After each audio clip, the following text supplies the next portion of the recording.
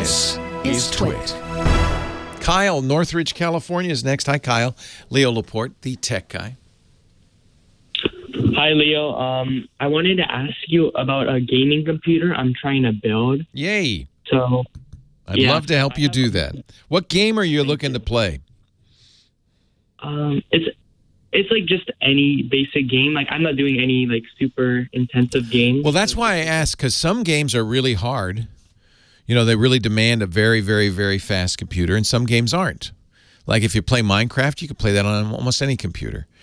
But Crysis, it's gotten so well known as being the hard game to display that they even have a Crysis level, their highest level of settings, that says something like, can your PC play this one?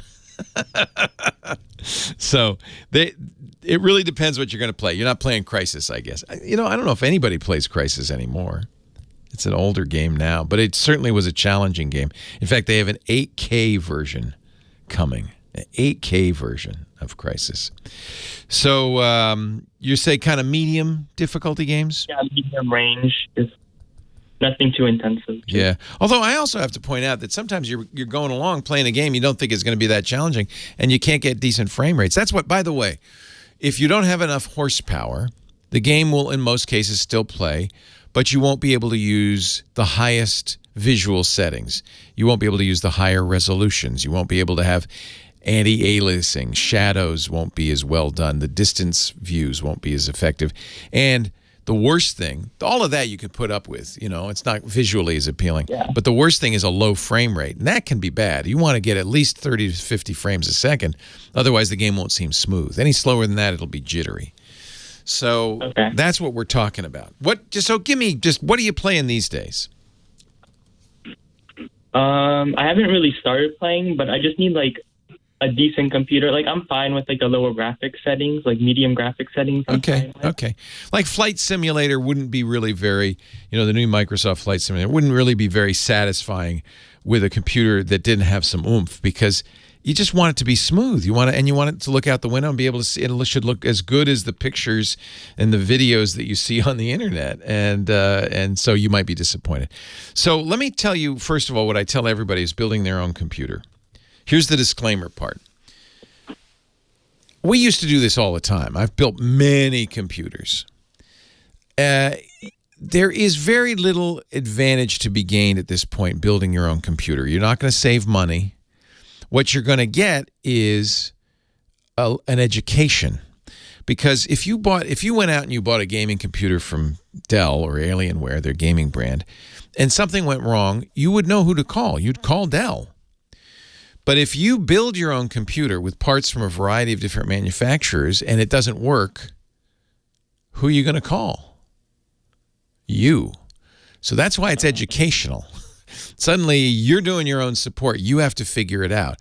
I don't think that's a bad thing to do, but don't do it to save money. Don't do it because it's more convenient. It's not super hard, honestly. So, you know, but the education comes in picking the parts, making sure they're compatible, assembling them properly, not short-circuiting something or putting in something upside down or backwards.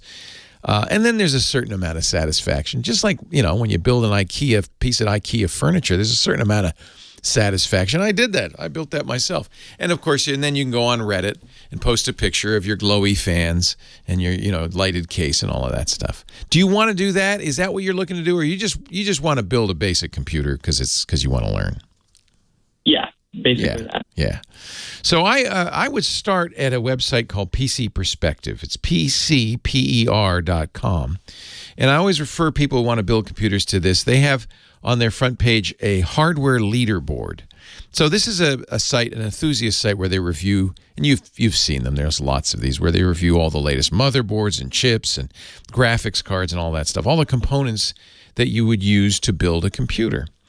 And so they've put together 4 different builds based on what they've known, what they've learned from their reviews. They have a low-end system that's about $500, a mid-range system that's just under $1,000, a high-end system that's $1,500. By the way, this does not include mouse, monitor, keyboard, peripheral stuff Okay. like that. And then their dream system, which is a dream because it's almost $4,000. So I always look there to see, because they're reviewing all the latest stuff, what they recommend. For instance, on all 4 of these systems, they are now recommending AMD Ryzen chips, which is a big shift from the days when it was Intel or nothing, right? You're going to get more bang for your buck out of a Ryzen. And the reason you start with the processor is because that'll tell you what motherboard to get, and that will tell you what other things you can add to the computer. What's your budget? About like $600. Okay, good. I would take a look at their low-end system. You have a little headroom, so you can maybe improve some things. For their low-end system, they recommend a Ryzen 3. That's a $100 CPU with a gigabyte motherboard and a Radeon RX 570 video card. I would suggest at least 16 gigs of RAM. You don't need to get much more than that. They're using SSDs, and an SSD that I'm quite fond of, which is the Samsung 970 EVO, the Evo. And they'll talk about case and power supply and some of the other things you'll have to figure out.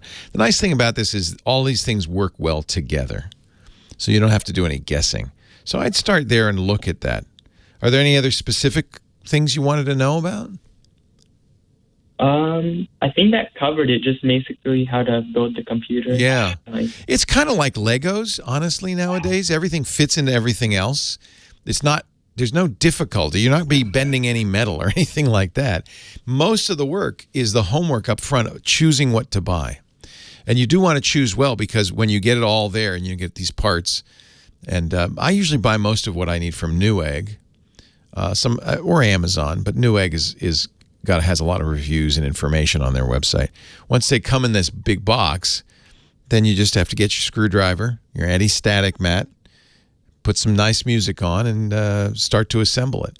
And then when it's all assembled and put together and it looks nice, you cross your fingers. Because if it doesn't turn on when you press that button, there's no one you can call. You can't call Newegg. There's no one you can call. And if you say, oh, must be the gigabyte motherboard, and you call them, they'll say, well, maybe it's the AMD CPU. Have you asked them?